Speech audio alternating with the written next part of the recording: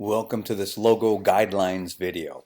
What I want to do is go through this side of this page, which you should have available to you either as a handout or a download, and we'll go over, it says symbols, and a logo is a type of a symbol, but you may want to, if you can, just cross that out and change it to logo. This is from a graphic design book that's pretty old. It's out of print now. This sheet was given to me by one of my instructors at Cal State Fullerton, and it's something that I keep next to my desk because I just think it is such a great thing to refresh your mind with every time you start on a logo. Just one thing to mention here. It is printed in all caps, which is a little bit of an odd design choice because it's generally considered a no-no to put continuous text in all caps, but I think the author thought, well, it's a design book, I'm going to hand design the whole entire book, and every page was like this, where it was just a small amount of text, so it just gave it a nice, interesting, personal appearance. So let's get started here with the first item, and I'm going to tell you as we go through these which ones of these 11 items are like essential and which ones are like pushed more for suggestions or things to try. So item number one is a must, almost to the point where it seems obvious, but let me explain. So positive association, the symbol, aka the logo, should show the image of the company or product in the best or most favorable light. So that seems so obvious that why is it even on here? Well, unfortunately, sometimes designers, being too nice and too good of people, do things that can accidentally be seen in a bad light. So now we have to have like kind of an adult conversation here. And in order for this not to get uncomfortable, if you're in the classroom with me, or even if you were in a Zoom or something like that, please do not do this right now. But write it down, and after the lecture, what you want to do is Google something like logos gone bad, and what you'll see is a bunch of logos that if you just turn your head on the side a little bit, or quickly read it, it reads as something that is usually dirty or disgusting, and it obviously wasn't meant to be that way. It just accidentally came out that way. Usually, if you're on a team, a design studio type of team, somebody in your group is going to catch that. Oh, did you notice if you looked at the logo you drew up this way, it kind of looks like a, and fill in the blank. If you're completely solo, I recommend that you develop a team of confidential confidants. In other words, people that you can run your ideas by that will keep them secret, because often when you're designing a logo for a company, they don't want everybody to see the initial drawings and such. So this would be like your underground group. But you want people in that group that are very international, so that they can say, well, overseas in certain countries, that means instead of have a good day, it means, go yourself. Also, you want somebody in there with a dirty mind who says, well, if you look at that just right, it kind of looks like a blank and a blank doing a blank. So enough said. It is also a must. Easy identification. The logo should quickly and readily be recognized, remembered, and recalled. So imagine this. You make a couple different logos for a company, and you are fortunate enough to be working on a big team where you have access to an audience that you can run studies with. You show them the logo, you come back after lunch, and then you ask them to pick the logo from a page of different logos. Will they be able to do so? That should be a goal, that kind of recognizability. And think of some of your favorite logos that are out there. And some of them you could just think of and draw with like probably 90% accuracy just right now without looking at the internet. If you do a search for popular logos, you'll see things like this, just very instantly recognizable logos. In fact, the only one here that has much detail is the Starbucks one, but look at some of the biggest companies in the world are the simplest and most effective logos. As opposed to, look at way back in the early days of Apple. This is a highly ineffective logo because look how much detail is there. Now, in a lot of beginners fall into this where they want to tell the whole story of the company. So the idea here was to show Sir Isaac Newton under the tree with the apple falling on his head to get the idea across that Apple was a very intellectual company. But they quickly realized that no, that's not a logo. And then they went like this, and then they realized, well, that's a little too much. And you can see the progression.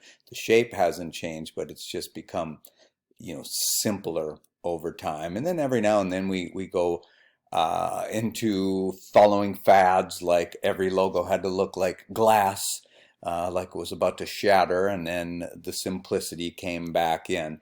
But no matter what, any of these are 100 times better than all of this detail. And basically, as we talk about the rest of this logo guidelines, you'll see that almost everything tells you to avoid this, but to shoot for something like this.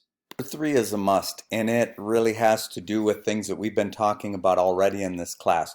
Keep people inside of your composition, and if you think of your logo as a composition, you want to keep them there. You don't want to point them to the outskirts, like away from your logo. Now, what it actually says is close Gestalt. So we kind of need just a brief background on what Gestalt means, and I'm sure we'll talk about it more in the future. But basically, there is a psychology called Gestalt psychology, just like there's Freudian psychology. Freudian psychology is more sexual nature based. Gestalt psychology, as a huge plus for us, was a psychology that was devoted to the way people see things. So if there is a load of research that was ever done that we can borrow upon, it is Gestalt. A lot of times when we talk about Gestalt as designers, you might have heard this phrase before. We say the blank is greater than the blank of its blank. Just pause for a second and see if you can think of what that saying is. That saying is, the whole is greater than the sum of its parts, meaning that the entirety of the design is greater than the pieces that it's made up of. Let me just give you an example or two of what we really mean when we say that. As soon as you know what I'm doing, what I'm making, what the entirety is that I'm going for, just shout it out. And if we're in the classroom together, literally shout it out. If you're at home, just imagine you're in the classroom, and usually by now someone has shouted it out. Circle.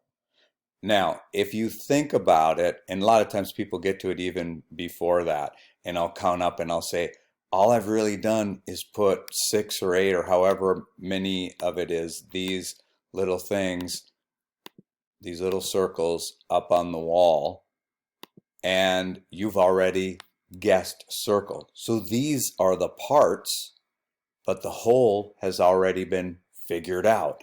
In other words, you don't have to show us a lot to make us get things.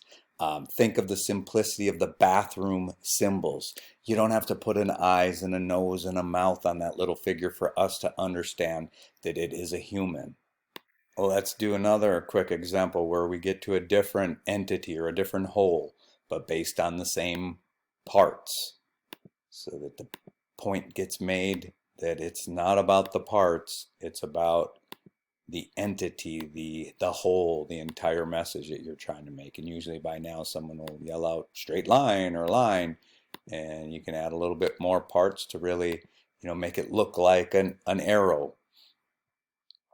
Now, before we get back to the logo guidelines, just know that this can be an incredibly powerful design technique. Just like the goal in the Word Power project was to give people very little and make them see something entirely new, having just a little bit going on in a logo and making people see a lot is very powerful. So then what do they mean by closed gestalt? Just means that the entity, the entire thing that you see, has more of a closed feeling as opposed to pointing your audience into a bunch of different directions. So they say, think of your closed hand or a fist as closed gestalt, but when you open it up, your fingers point outward and create an open gestalt. Eye flow should be internal rather than external. A perfect circle has ideal gestalt as it serves as a magnet for the eye. So now if you think about it, think about your last trip through the grocery store, especially things like the wine and the beer aisle. How many logos out there are circular? And that's exactly why. Now, a little side note on that would say that if you're putting together a portfolio and your portfolio has 3 logos in there, I wouldn't have all 3 of them be circular, because you want to show that you can solve the problem in multiple ways. So you never want to keep doing the same solution to different problems. Let's expand on that a little bit, looking at popular logos. So that's the epitome, right, of a circle. So is that one.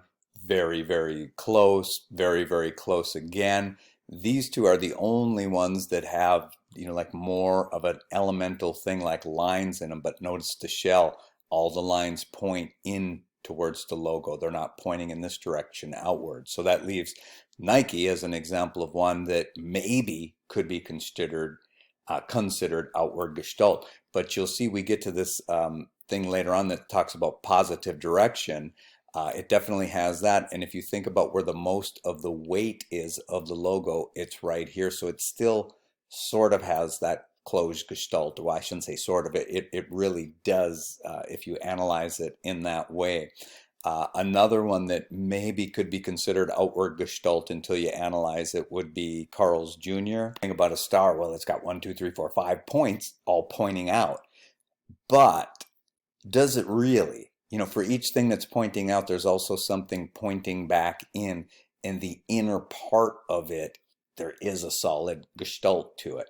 So if this were hollow and, everything, these were pointed and maybe these were rounded, then you could make the argument that that would be poorly done, that is pointing you outwards. But as of right now, I would say that the whole, the gestalt of this is more closed gestalt than it is open gestalt. But the main takeaway, keep your client's eye in your designs, in your compositions, whether it be a logo, whether it be a poster.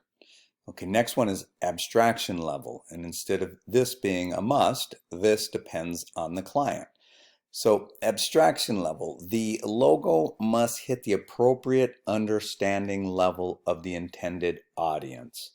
Very abstract marks are costly to promote and make understood. Start understanding this. Let's at first think of abstraction level just like we would an abstract painting. Like if you've ever seen a Jason Pollock painting, he just took out brushes and spun them around and splattered, and people look at that and it means one thing to one person, one thing to another person. Now, with the logo, we want it to mean the same thing to everybody, right? And what is that meaning? That meaning is the brand that we are trying to make, trying to create. So if the logo is abstract, if it doesn't look like what we are trying to promote, then it is considered abstract and therefore takes a lot of money in advertising to make people see that mark and think of the product that your client sells. A logo that's not abstract would be one that implies what it does. And usually smaller companies that don't have a ton of money to advertise will use logos that do exactly that, show what they do. So if you're driving by and your car's making a funny sound and you see that logo, you're like, oh, better turn in here. Same thing if you're hungry and you see this, you get that has to do with spicy food. If you see this, it looks like a hamburger. A lot of logos are abstract, even though we might think that they're not. Let's look at some examples of those. Is this logo abstract? Now think about that for a second. Well, it's for Apple, so no, it's not abstract. It looks like an apple. But does Apple sell apples? Would you know that they sell computers just by looking at that logo? Let's continue talking about that in the next video.